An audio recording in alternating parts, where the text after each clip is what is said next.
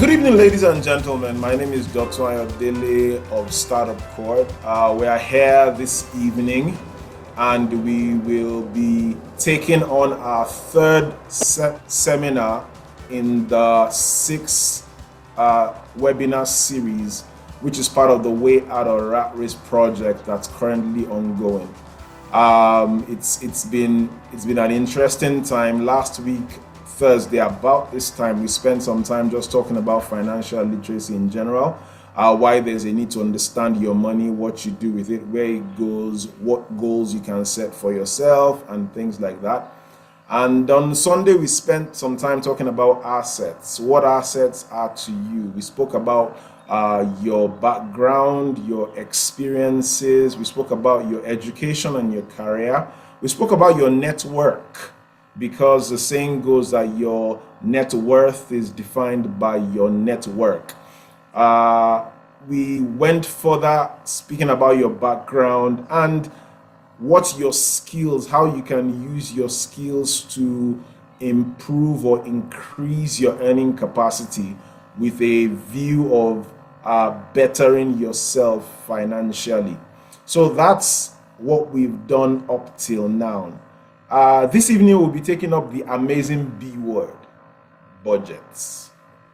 We understand clearly that there's a general sense of confinement and constraint that people experience when they hear that word.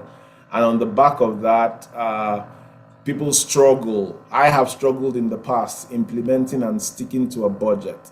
So we're going to talk about budgets, what they are, how they can help you in your pursuit of financial wellness, and if you choose to, financial freedom. The goal is to ensure that we give you as much information as possible.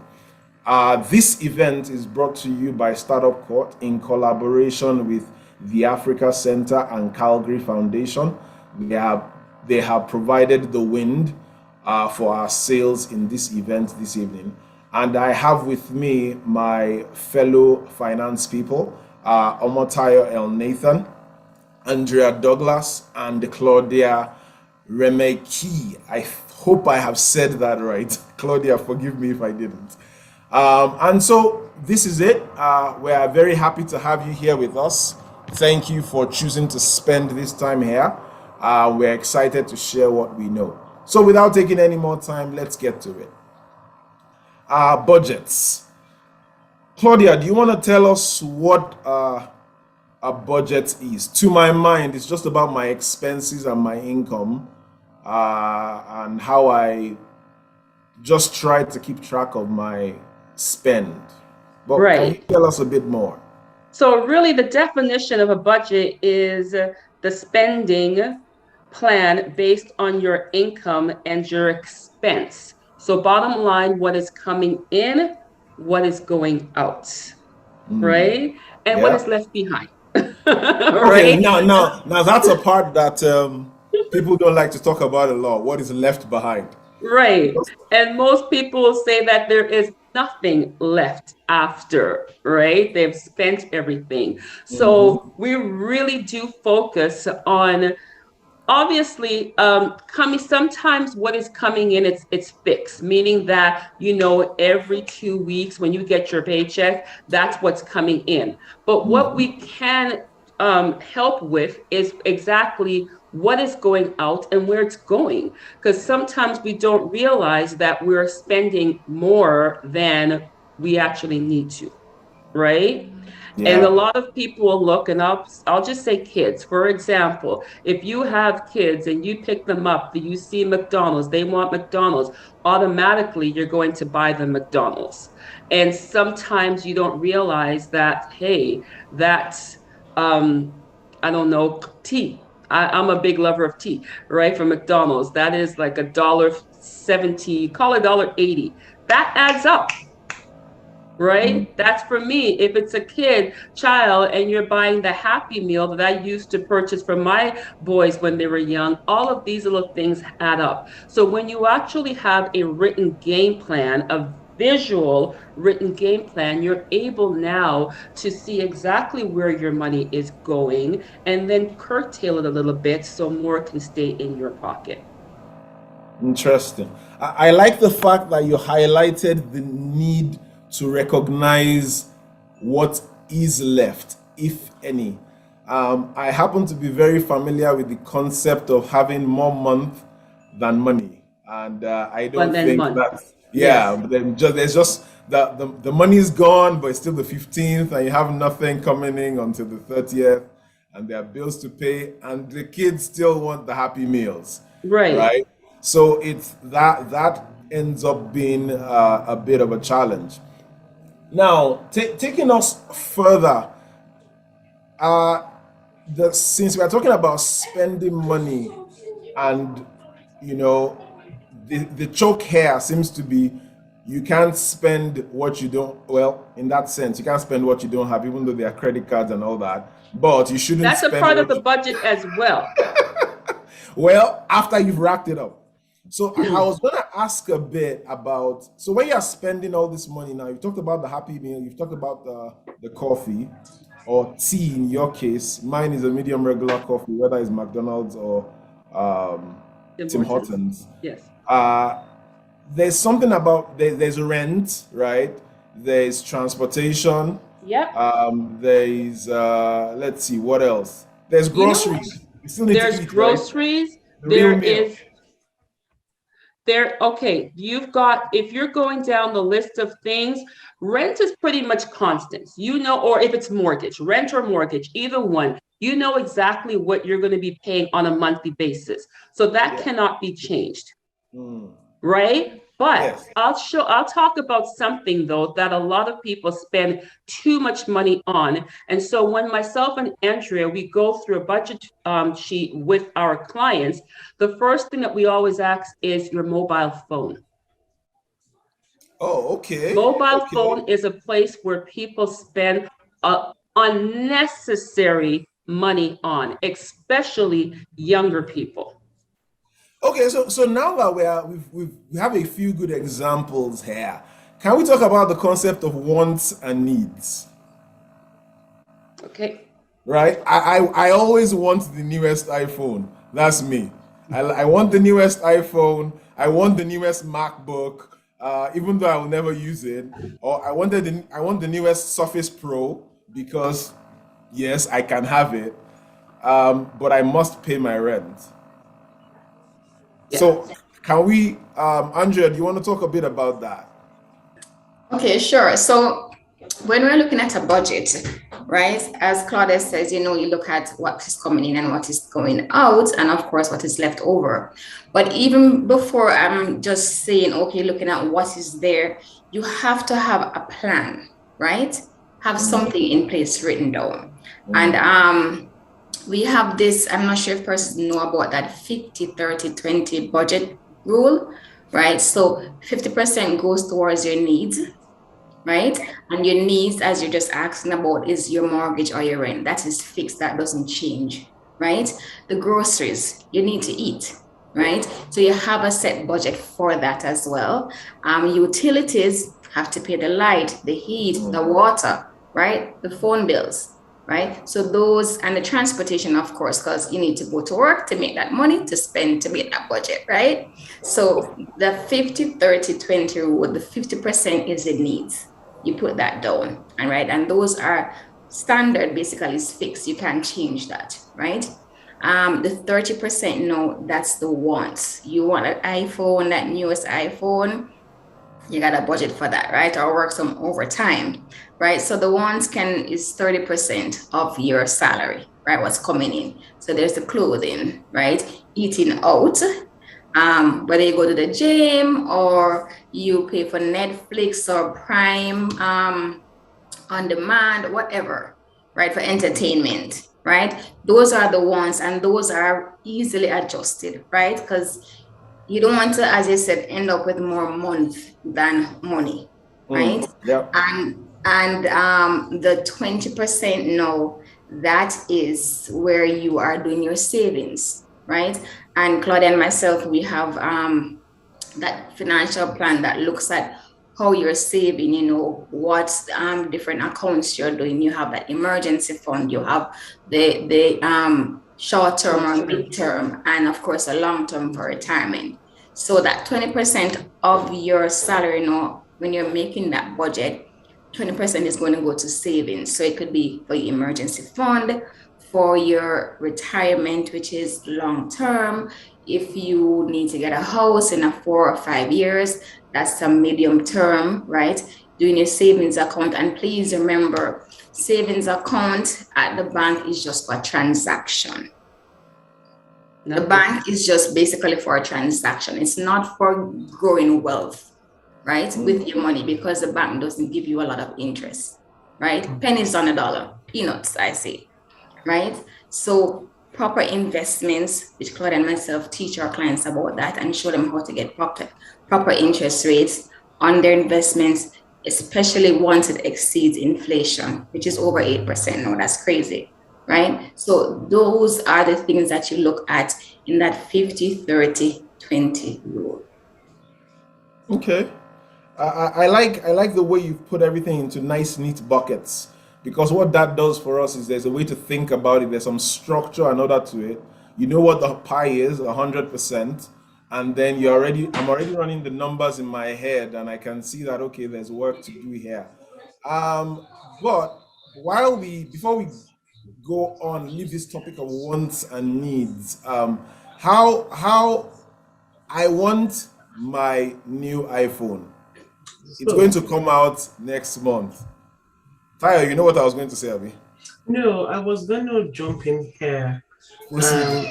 and talk about mindsets around Mm, money. The battle is won in the mind. mm, And I am the one person who will tell you that I do not like budgeting because it is restrictive. I wish I had a lot of money that I didn't have to worry about um, money so that I could literally go to the store and buy anything I want without looking at the sale tab, or go to the back of the store where the sales, the way do you do that when you go to the store and you go straight to the back where the clearance is, and you mm. look, you look at the clearance first, and then you go back to the regular aisle, like, if it's not on sale, I'm not interested. But I guess for me, is what I want to address here is mindsets around money. The way money works is you have to settle it in your mind first how you want to choose your money or use your money. You could have a budget, and you could have 70 different Excel spreadsheets that would help you with budgeting, but if you've not settled and decided in your mind first that you want to budget and stay disciplined financially, this won't happen well. It won't work. you know. One thing I want to say about budgeting is that budgeting is the difference between having and not having and not having. If you've planned your money well, if you've budgeted well and followed the plan, you don't maybe necessarily practice instant gratification. You might actually have some, right? But I think it's all in the mind. And so the key to budgeting is to follow the plan. So back to your iPhone situation, Delton, you should get your iPhone if you've budgeted for it, if you've planned for it, if you've saved up for it. Delton, have you planned, budgeted, or saved up for this iPhone that you're about to buy? Well, I've watched all the videos from the last Apple showcase, and I know the specs, and I know the one I want, and the color, and the shape. Financially budgeted and planned for it. Have you done that? We'll move this right along. So I like where you've taken us to, Tayo, because the fact is, the entirety of the continuum from financial well-being to financial freedom is a battle in the mind. Your capability to, like you have said, put together a plan and follow through the plan. It's just critical. It's just important. It's the only way that you can win. And it's not a plan in your head. It's not, oh yeah, I make 1,200, so I'm going to spend $600 and keep $600. If you say that to yourself and all you have is that two-step plan in your head, I can tell you for free that something shiny is going to call your name out there that will wipe out that second 600 every month, and that's just how it's going to be. So sitting down and documenting that plan, writing it down. This is what you want to do with your money. This is how much is coming in. Here's the 50%, here's the 30%, here's the 20%. If you want to go by the plan that Andrea and Claudia are proposing, or whatever your own plan is, speaking to it and holding true to it, following through on it, taking the steps, reviewing how much did I spend, how much should I have spent, what was my plan to spend, how much do I have left at the end of the month, if any, do I have anything for debt repayment if you are in debt, or do I have anything for savings if you are trying to move yourself forward as far as a net asset is concerned. Now we've spoken a lot about wants, needs, and the expenses, but there's something that Tayo mentioned earlier about our own mindset as far as budgets are concerned, and that's the restriction that they create in our minds. I would like us to address that, the dichotomy of freedom versus constraint as far as the budget is concerned. Any of the three of you can take that on. You have to be in the right, we're going to agree. You do have to be in the position where you say, okay, you know what? I do want to do this. Or just sit down with a coach, because sometimes people think it's just out of their reach, or, well, I don't want to live in a box, because you don't have to live in a box. But here's the thing is that you can't overspend today and have nothing for tomorrow. You cannot live on credit cards today and then next thing you can't pay for anything tomorrow. So when we're sitting down with someone, we are definitely going to speak to them at their level. Because I said this last week that a lot of people are afraid of the concept of money. So when we sit down with clients, we're going to speak to them and we're going to hear them out and find out what their needs are. Right? And then once we figure out what their needs are, we're going to look at, well, we mentioned debt, because debt is also a part of the budget. We need to see exactly what is going out, the interest that they're paying. We're going to look at their personal income and see how much taxes they're paying and where we can reduce that as well. And then, yes, we look at the money that's going out, whether it be from a rent standpoint, the iPhone, we've already addressed that, or just regular like entertainment. Those are like a lot of that, or food. The fact that we are all, if you're going to the African store, the Caribbean store, that stuff is expensive, right? But but we're not saying not to purchase. If I look at my father, he worked at Fort McMurray. He would come down every 2 weeks, and then he'd go to the south side of Edmonton every 2 weeks to buy the yam and so forth. But he didn't do it every day, right? So we just have to figure out, like, yeah, we can have this today, but we want this tomorrow. If we want to get in that house, if we want to go on that vacation, do we want to retire before 65? We've got to put things in place. And yes, it does come from budgeting.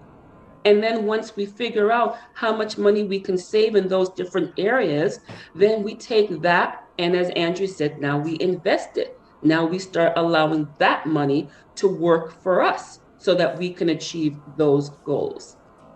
I like what you said there, Claudia, that when budgeting is tied to a future goal, it makes it that much easier, and it's really about your life story.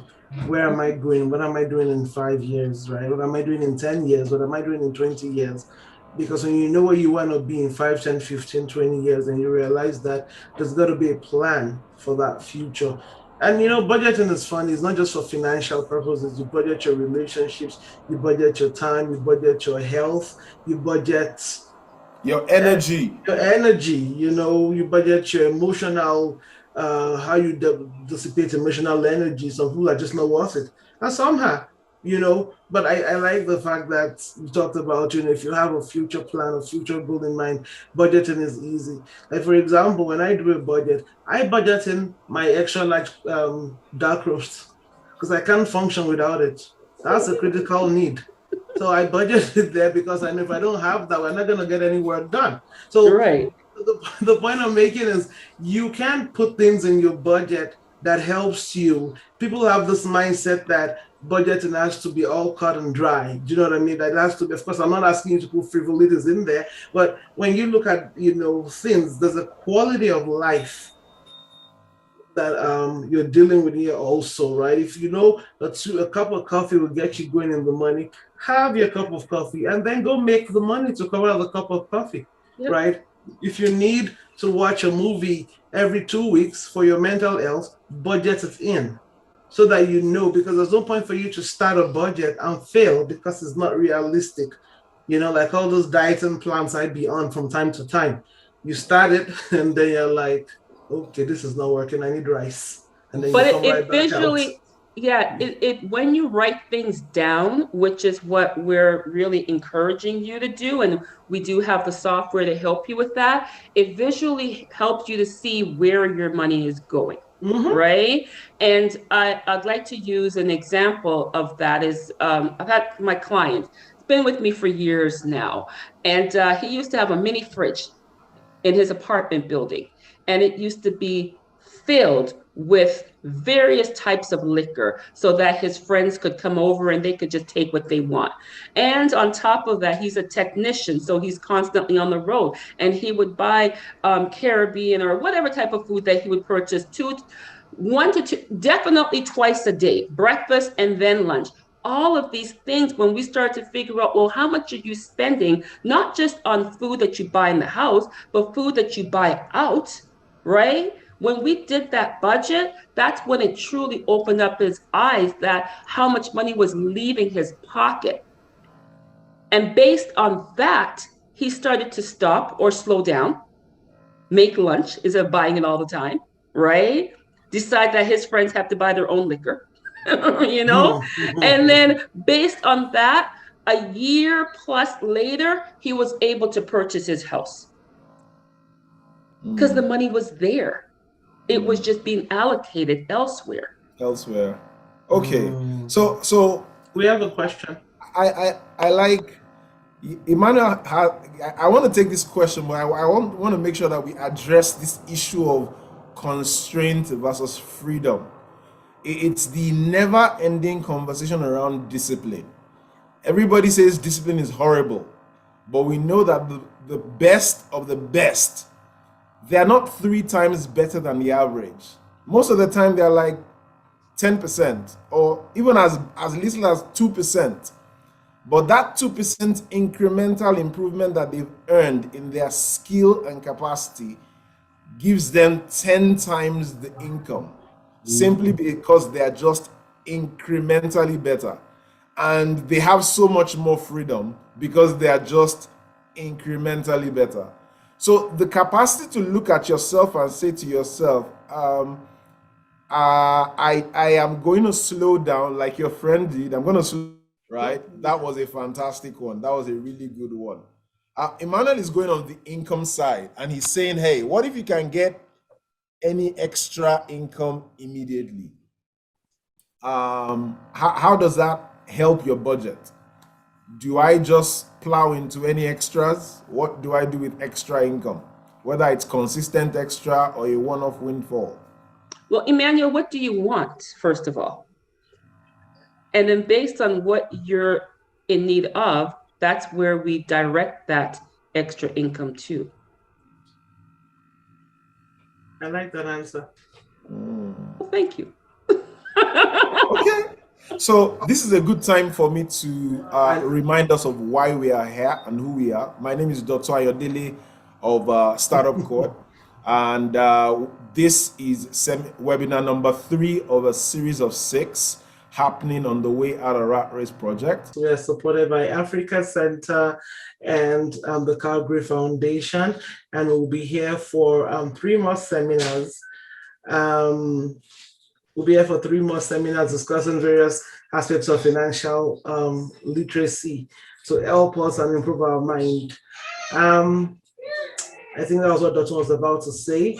And I don't know, we've lost him, but we have 25 minutes, 35 minutes on the clock. I think we should just keep going. Emmanuel says, I'm looking at us buying the new iPhone. Thank you, Emmanuel. I want an iPhone too, so budget that too. Claudia, are you there? I am. Yes, something shifted on my screen. Okay, so we're talking about budgeting and mindsets around budgeting, and the point of this is for us to know how, at the end of all the seminars, the whole goal and the takeaway is that our lives are improved and we have the ability to have sustained more knowledge to improve our lives, right? So I was saying, whatever your assets are, your capacity to earn, skills, education, net worth are all things that impact, your budget, your financial situation. Today we are talking budgets, and so far we've talked about wants and needs, and we've talked about your income, and the fact that a budget is a discipline that initially may constrain you because of past decisions, but on the long run will set you free to be able to live the life that you really would love to live. So that's briefly why we are here, and that's what we are doing. So we're just going to move this conversation forward. Please, if you have any questions, you are free to put them in the chat. We'll address them as we proceed. We'll definitely address them as we make progress. So in terms of building a budget, Tara, you were saying something while I was off. Do you want to go back to that? We can take it from there. In terms of building a budget, how do we build a budget? How do we build realistic budgets? How do we build budgets that work for us? To build, there's no one major, there are guidelines obviously, right? But there's not one major, I don't think there's one major school of thought on how to build a budget. So one time, what I did was I took a month or 2 months of my personal bank statement and I dumped it into CSV and I sorted it because I wanted to know what I was spending my money on, because I had more months than money consistently, and I needed to have a come to Jesus moment. And I looked at what I was spending my money on. And like you said, Claudia, it was very eye-opening to see, what I did. And let me tell you one of the bigger things that messed me up. And forgive me, I'm going to ask for forgiveness on this one before I say it, because some people might be offended. Let me tell you one of the things that messed me up. One of the things that messed me up was giving unplanned for donations in church. I don't like, once again, I apologize. You better be in a church program and they tell you, the Lord is waiting, sow that seed, brother, sow that seed, sister, and you're sowing $1,000. So in $2,000.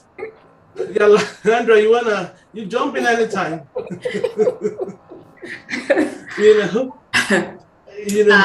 I understand what you do, and I guess the Spirit moves the tell you to give. So sometimes when the Spirit moves, you have to obey the Holy Spirit. But aside from that, subject to the, you know what I'm saying?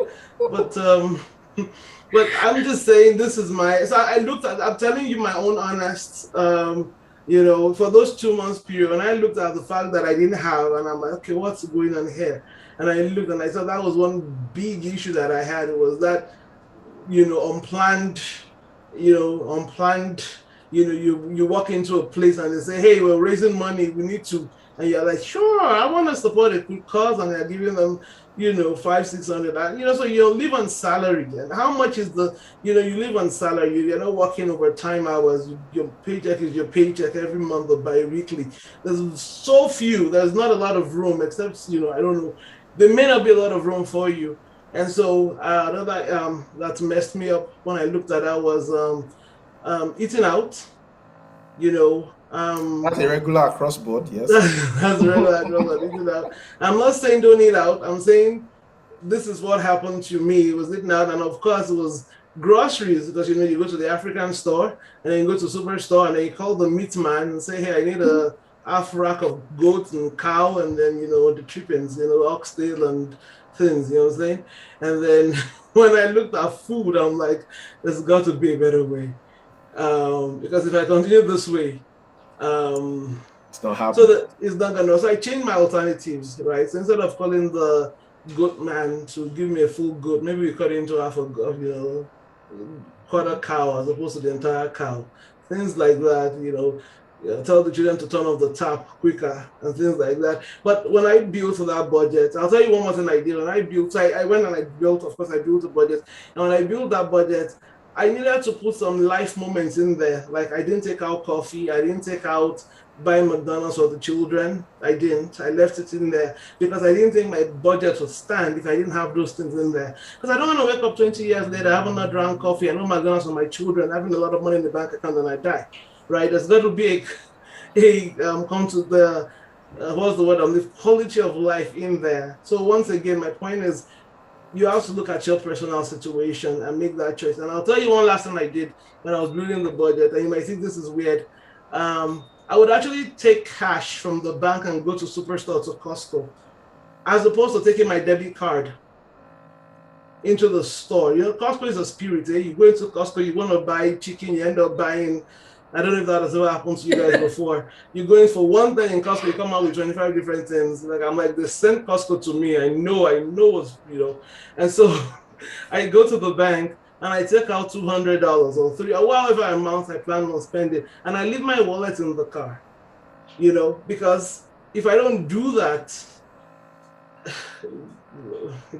your overspending is certain. It's totally certain. And so that's one of the things, the discipline I put in place, in building that budget. And so I say this, when you're building your budget, like I said, I don't know that there's a one plan. You need to sit down and know how much you're actually making, how much you have. Oh, another thing that messed me up on that budget, so it was sending money home to wherever I'm from. Some of us send money to Africa, some of us send money back to you're building this house back home that you're not living in. Everybody wants to build a home back home, but then you live here for 30 years. But you want to build a home back home or a house back home, but you're here for 35 years, and you're like, okay, that is one I still don't understand. That's what we do to ourselves, and you're sending a third of your paycheck back home, and then you go home to visit 10 years from now, and the guy is telling you, what money did you send? We sold the land. There's no land here. That happens in Nigeria. It doesn't happen everywhere else. So that was one of the things that happened to me, and I'm being very honest. Some of these mindsets we have about wanting to do certain things that are not necessary, maybe it's time to just cut them off. You don't need to build a house back home if you're not living there. If you don't plan on living there in the next 10 years or in the next 20 years, why build a home back home? Or maybe wait until you have the entire cash to build the house back home, and then you can go do it. At that time, you decide whether it's worth that much to you. Yeah, buy a timeshare. There are different ways around these things that you could do, as opposed to time, cash, and energy, because you're not just building the house back home. You're going to go home, you're going to spend energy, you're going to spend time, you're going to expand yourself in ways, But so when we talk to Black, immigrant people, you say some of the things that we do, some of this mindsets needs to shift. You need to change. You're not home anymore. We are here now. Some things are just not necessary, So that I read you there. So if we're gonna just take a quick moment, standard things that would show up in the budget. First things first, we need to know the income. How much money is there? What's the pie that we are slicing and dicing up, right? After tax income. After tax income. Just about to say that. Make sure it's the after tax income you're using. After tax income, because the queen's gonna have her share. Yes, and that's just the way it works. So we've talked about income, we've talked about expenses. What are the other things that typically will show up on a budget that are necessary for somebody who is planning, particularly if you are in a situation where you are in debt? So whether it's credit card debt, student loans, a mortgage, as the case may be, if you have debt what are the other things that will show up in your budget? You've got, okay, so that is, when we look at debt, that's a separate thing altogether, although we do include that cost into your budget, but we work on that separately. But what else could be there? You've already mentioned the rent, we've talked about the food, and we also have charity and non-charity on there as well. If you happen to be living in an apartment, let's say, laundry, childcare, child support, babysitting, auto and home insurance as well is on there. And there are ways that you can cut down costs on those things as well. And I don't want to go back to the iPhone, but there's also ways that you can reduce your cell phone and cable, right? By calling. So we also give tips as well how to reduce things. And if you're paying land tax, we give tips as well on how to reduce your land tax. Right? So we've got that disability, long-term and short-term disability benefits. We include that as well, transportation, various types of transportation. And whether it be, I talked about the taxes, how to reduce your taxes, but also property tax, which I've already mentioned. So we go through quite a bit of things. And for ladies, we also not just talk about food, but we talk about extra expense, such as our, although mine is natural, but such as our hair and makeup and wigs, and right? We incorporate that as well, because we spend a lot of, from a female Black point, we spend a lot of money on our hair. From a white female, they spend a lot of makeup. Right? So we have to incorporate, and yes, Blacks do both. Okay, I'm not going to like, because you've got to budget my nails. Yes, but we've got to budget all of that stuff in there. But then on top of it, we've taken a next step further. And as I'm repeating myself, how to reduce some of these things. Right? We don't have to have spend a little time with, like I'm with Rogers.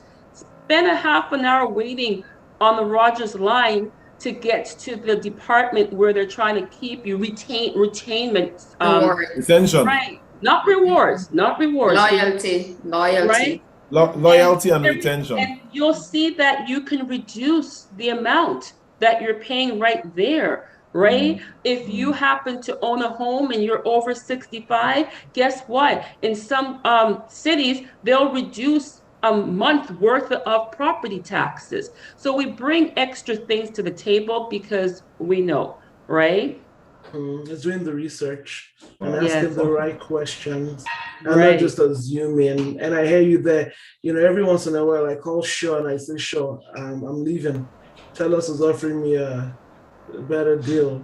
Ever, right? But here's the thing. When you're able to save that money, don't spend it somewhere else. You gotta make that money work for you and start putting it in a proper savings account where you're generating more than Andrea says, inflation, right? So all of those are the things that we focus on. Another thing I want to mention about when you do your budget is cutting out services you don't use. And it's so funny how you put your credit card on an app and every year they just charge you automatically. Right. Say that one more time, please. Cutting out services you don't use. Right. But what did you say? Do you want to repeat that one more time again? Just one more time for the house. Cutting out services you don't use. Like Netflix and Amazon Prime and Disney Plus and Apple TV. And you have all 7 of them, but you're working 12 hours a day, 14 hours a day. And your kids are in school and then playing soccer and you're driving them around all weekend. But you have 7 apps charging your credit card. 7. And that's what you just said, that it's charged onto your credit card. I want to just add one more thing onto that, is that those credit cards, they the whatever institution you're with, a lot of them charge you an insurance fee on top of that. So that's the other thing that we bring to the table, is we look through that to say, why are they charging you this? And most people don't even realize that they're being charged insurance. And the interest is on top of the insurance fee. It's a rat race. We're trying to get But you you out got of to know, and this is what I was at the beginning before we came on. Is like I feel like if I'm taking over, and I apologize, right, in advance, right? Is that it is excellent that we have 16 people on this evening coming and gaining this knowledge. But I start all of my presentation off by saying that one, we want to share this with you, but now you have to take this and implement it. Unless you're not just at the same position, you're going to fall further back because things are going up in cost, things are changing. So all of this information that the four of us are giving you today, you've got to take it and put action behind it. Okay, now I'll share. I remember we mentioned that at the beginning of the program when we were chatting before everybody came on board. And at the end of the day, a plan is only as good as its implementation. And I like the fact that you've highlighted that once again, irrespective of what you are trying to achieve, irrespective of how beautiful the plan is, irrespective of how much we talk about how you need to cut off services that you do not use. If you're not using it, there's no point having it. You're just throwing money out the door. You might as well get the cash and set it on fire. Right? What you are doing is allowing somebody else to get wealthy on your money. And I also drop in something here. Some of us suffer from vices, right? You struggle. And once again, this is not to cast aspersions on you, anybody. I've struggled with my vices, smoking, drinking, gambling. It starts out fun, but it gets super expensive. Right, and there are lots of people you come across, and you might think, that will never happen to me. But you'll be shocked and surprised at how many working professionals are in debt or in a bad place because of gambling debts, smoking, drinking, other vices that can affect you. Those things don't get you anywhere. They will destroy your life. And so if you need help, find help, overcome it. Don't be ashamed, because we are sitting here listening to a budget and financial literacy. We're out of the rat race. You're not going to get out of the rat race. Certain things are not dealt with. Certain fundamental foundational things are not dealt with. It's not going to work. It's like saying you want to live longer and you have what's the word? What should I use? Weight problem in this day and age, and you keep eating burgers and fries, you will die, right? The way the world is, it's just the way the food situation is now. If I keep eating, if I don't watch my food, and I use myself as an example because it's safer. If I don't, like the other day I went on a hike and I literally almost died. I couldn't climb the steps. I fell flat. I'm like, this is not good. I went on a hike. I know. It was horrible. I had to tell myself I need to go and do something about this. What is the point of me budgeting and saving and playing all this financial literacy if after 5 years I get diagnosed with some kind of a weird, I don't know, fat disease? I'm talking about myself, if that's offensive, I apologize. But I'm just saying that some of those things we need to really stop and take a look at it so that we can get out of the rat race. Otherwise, we won't get out of the rat race. That's I think that's a thanks for sharing that. That's a vulnerable moment right there, and I can imagine how some of us will take that in and keep it away, because we know everybody knows where the shoe hurts. Let me use an adage from back home. Everybody knows where the shoe pinches. So I think the point of that is look at where it's hurting, and if you can find some salve, look for some healing and get yourself free. Because the truth about financial freedom is it's not just the money, it's the mind, it's the man, it's the generations that suddenly are free because you chose to do things differently. And that's a real big deal. That's a real big deal. So we've talked a lot about money and budgets, but how can a budget create change for you? How can a budget change your life? How can checking up how much I spend on a daily basis change my life? And why should I be inspired to pursue it and spend time at the weekend checking how much I spend and planning for how much I'm going to spend next month and the month after, and how much I'm going to give to Claudia to help me invest. Why should I do that? How can I create that change, and why should I do it? I think that's the question I'm asking. Well, let me jump in here, Dotson. So, as we said, we have established that the budgeting is good, right? But as Claudia mentioned, setting that financial goal, right? What is your goals? What is your dreams, right? What is that you need to save towards, right? And even after writing down, putting your budget into that 50-30-20 rule, the needs, the wants, and the savings, then of course you're gonna have to monitor it, right? It doesn't make sense that you put that down and then you still go out and go buy that iPhone or go out and eat extra, right? If you're not budgeting. So one of the things with our written game plan that we provide our clients is, after we've gone through every details with them, we also leave behind what we call a tracker sheet, right? Mm-hmm. So you're going to be tracking your spending weekly, monthly. So you'll be seeing, okay, I'm spending on this. Does it line up with my original budget? Am I veering off track, right? And once because it has to eventually be a habit, right? Mm-hmm. That you're gonna focus on, this is this goal, this is where I want to reach, so I'm gonna work with this budget, and you track that weekly, right? To make sure you're staying on the path, you're staying on the track that you need to, right? So that is definitely why you need to stick with it, right? So that eventually you'll be able to achieve whatever financial goal that you want to achieve. Tara, you wanted to add to that? Oh, I agree. There's no point of budgeting without having a goal in mind. Everything ties up together. Your life, your finances, your health, your wealth, it's all tying into one. When you finally get out of the rat race, it's an awesome picture that you're going to have.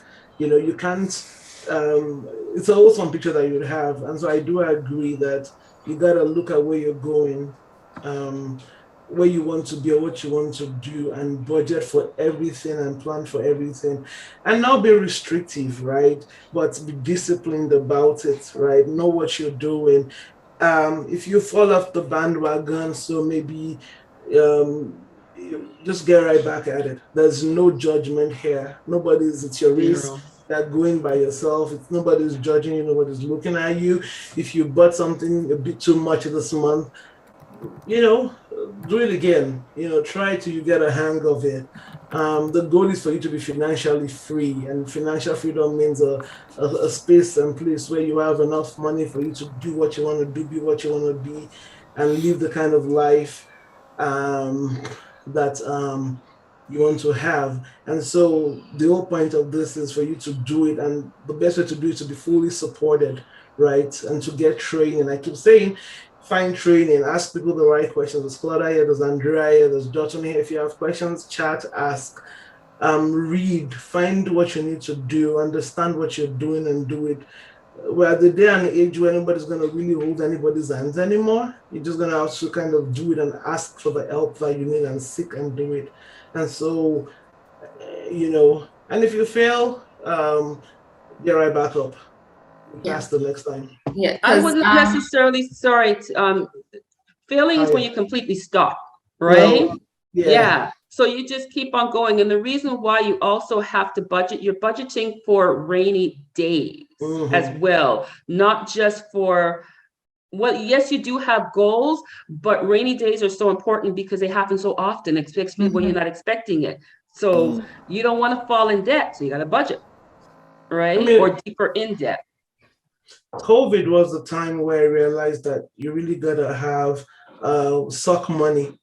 That was an eye opener. It wasn't it? The first that was an eye opener, because suddenly we found out that the companies that have the largest physical items in the world, airlines, were so fragile. Within the first month of COVID, majority of the world's airlines were going to go bankrupt if the governments did not step in. Yeah.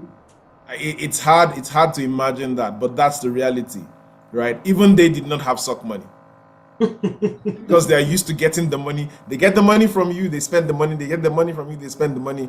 So this COVID was an eye opener for everyone. That hey, you know what, you need to have something. You need to have something on the side and make sure that you're not just Emergency fund. exactly. Yeah. You Higher. need that. You need that Yeah. emergency fund. Yeah. So Yeah. with all these conversation that we've had so far, we are 9 minutes away from wrapping this up. What can we do differently moving forward? Andrea and Claudia, you guys diagnose this on a regular. I'm a CPA, yes. I'm not. I'm not. How do I put it? Personal finance is something that I do on my own on the side. I talk about it, but you guys do it as your bread and butter. You meet your clients, you help them set plans, that kind of thing. So if you are talking to assume that we are your clients, what kind of advice would you be giving us with all this information we have moving forward? Particularly if you are in that case where I got a budget from no money. Zero-based budgeting. Zero-based budgeting. There's no money. How do we do that? There is some money. You have an income coming in, right? And before I answer that, right, or go with this answer, you just need to remember that apart from just making that budget, right, remember, if you've never done it before or you've been doing it but you slack off, it's a work in progress, right? You're not get it right on your first try, right? So of course you have to make adjustments, right? So things will change over time. So you always want to make adjustment to that budget, but still ensure that it is in line with that financial goal that you want to achieve, right? So you have to be a little bit flexible.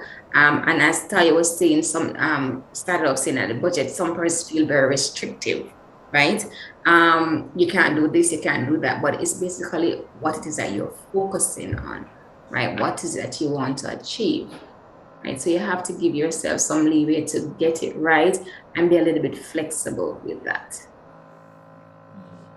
Set realistic goals. Set realistic goal. The SMART acronym, right? Specific, measurable. What is the A? Attainable. R is for what again? Realistic and timely for T, right? So if we try to use that as well, that will at least help us to be able to focus on that budget. So I had asked a question earlier. I said, how do you budget from zero? And your response was, no, there's no such thing as zero. You must be earning something, however small, right? Unless you win the lotto. How do you budget from zero? Yeah, so I'm saying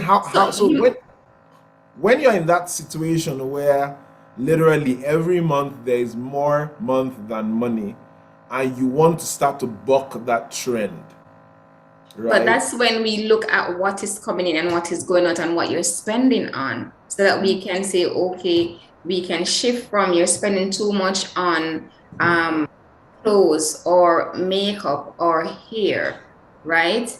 Or groceries. Right. Well, so groceries, we have to analyze the situation first. Right, first, and see, okay, where do we need to shift some things? What needs to be tweaked from taking it off no more shoes to putting it into grocery, or cut down on buying fast food and buying of groceries to cook and take that to work, right? So we have to dissect and look at where the money is going. We know where it's coming from, right? The job, right? But where is it going? So that's what you want to be focusing on. And then now we can shift and take you from that zero and having more months than money, right?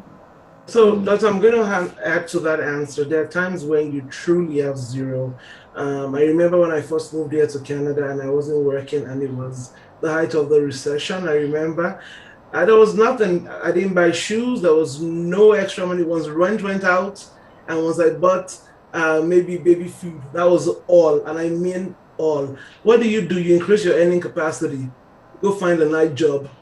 because there are times when the money is not enough. You know, not everybody is buying shoes, or not everybody is buying makeup. I know people who don't buy shoes or makeup who are constantly in this rat race. I'm telling you, that is when you go increase your earning capacity. So the question may not be budget, and the question is, how do I increase my earning capacity? Abel has his hand up. Sorry, Abel, please ask us your question by putting it in the chat. Whenever you get a moment to. But I understand budgeting is also, there are times when, you know, people will give you advice and you're like, this advice is not working for my present situation. You know, it's like, this is not helping you. And that can be very frustrating. You know what I mean? Like, sometimes you're in a bad situation, they're telling you, well, just hang in there. No, sometimes you need to run. That's things when you just need to run. They're not, you know. So I understand maybe zero-based budgeting. If you have nothing, and I know it's a contribution, not a question. Please contribute. We're waiting.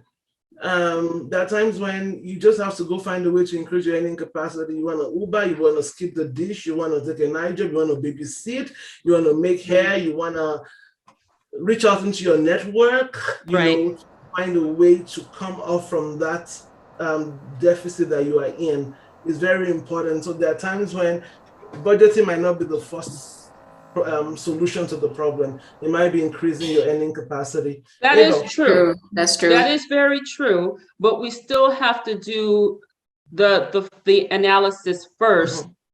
And then from there, yes, I'm totally agreeing with you, but we cannot tell people right off the bat to go get a job or a second job unless we see the big picture of things. Yes, I agree. I agree. Like everybody's unique and different, you know. Absolutely. Yeah. And sometimes persons just don't have enough time to get a second job. It depends on, you know, their work situation as well. There are people who are sick, who actually have a health issue that is precluding them from being able to even earn income, you know, and it's like, how do you deal with that? So that's a specialist situation, you know. And so sometimes when we talk in this kind of situation, even though we talk generally, it's not to offend anybody, but it's to say, if you need additional help, find additional help, right? It's not, none of this is cookie out. Is that cookie cutter the same? Yep. None of this is set in stone. None of it is. You gotta look at yourself and say, this is actually what I need or not need, you know. And you know. Abel, where's your contribution? Did you send it? No, Abel, go ahead and unmute yourself, and we'll listen to you. Okay, thank you for the opportunity. I appreciate what you guys are doing. My own contribution is that people discussed increase in income freely.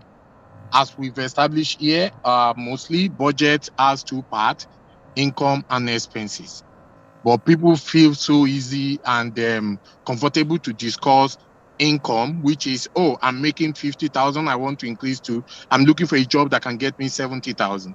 Or I'm making 50,000, I want to have side hustles and stuff like that. But people don't take time to discuss the other side of the budget, which is expenses. And most time, when somebody is having financial difficulties, people advise that you need to increase your income. Unfortunately, increase in income will not likely solve that problem. The focus at that point in time is on the expense lines. So when you are able to identify what takes away your money and you conveniently able to start reviewing each line of those expenses, you get to pick out some that are not relevant to your life. It could even be your rent that is higher than what you are earning, because some live based on status, but your income is not aligning with the kind of house that you rent. In some people's case, it may be the mortgage that they've taken. There is no harm. If you are living under so much financial burden, the main decision you need to take may be to sell off that big house and downsize so that you can be comfortable. If we look at budgeting as that tool that make our life much more comfortable, it will make a lot of sense to us.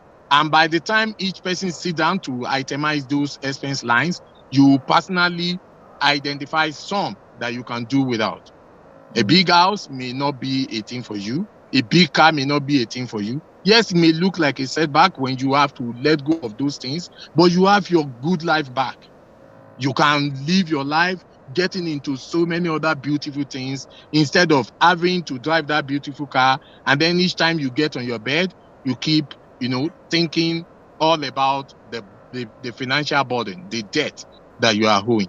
So I always preach that people should not go for multiple streams of income. I preach that you improve your knowledge of income management. Thank you. Wow. Thanks for putting that together. I think that's very well said.